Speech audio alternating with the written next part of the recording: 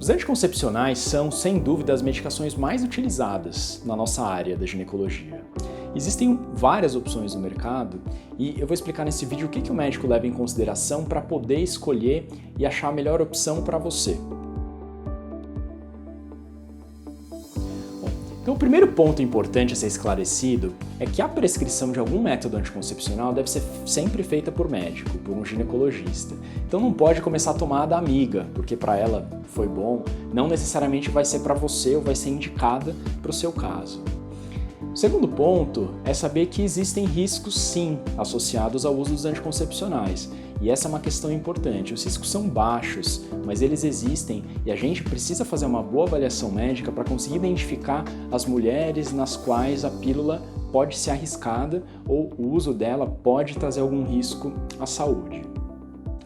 Isso é avaliado basicamente por história clínica. Então, a gente precisa saber em detalhes todos os antecedentes da mulher, características, se ela já tem alguma doença, faz algum tratamento, antecedente familiar, para poder escolher entre as opções disponíveis.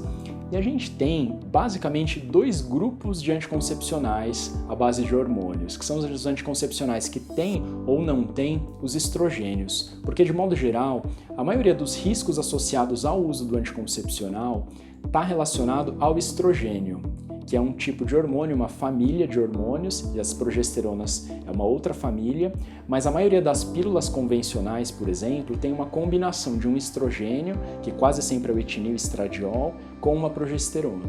E existem anticoncepcionais que são só à base de progesterona, que são os indicados para as mulheres que têm, por exemplo, um risco aumentado de trombose, ou que fumam, ou alguma outra condição semelhante.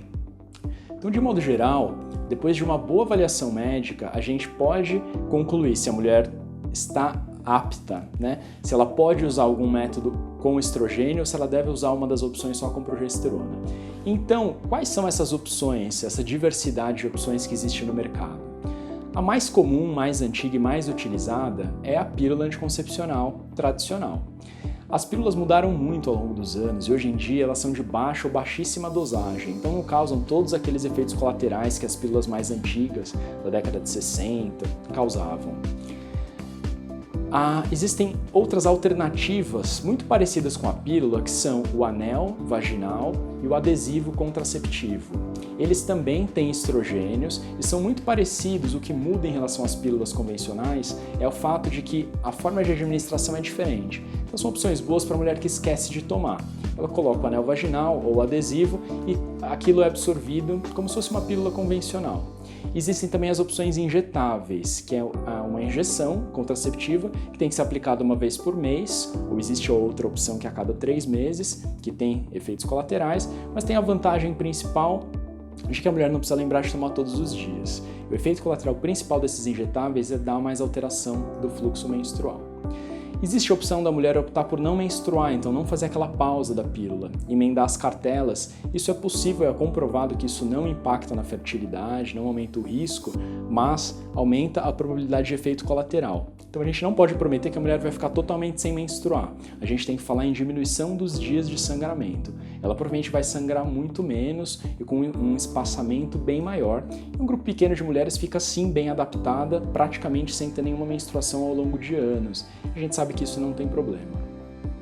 Por fim, existem os DIUs, que são ótimas opções anticoncepcionais, inclusive para mulheres jovens, é importante esclarecer isso. E a gente tem um outro vídeo falando especificamente sobre os DIUs.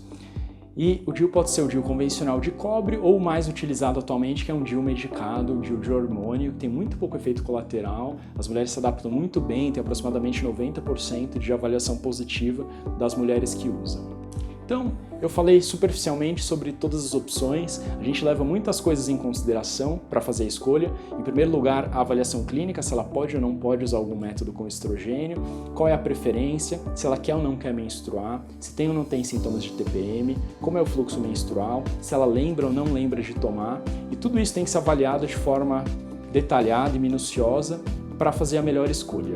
E por fim, eu convido a também acompanhar as nossas publicações na página do Facebook e se inscrever no nosso canal do YouTube, que tem sempre matérias ou conteúdos interessantes sobre saúde da mulher sendo postados.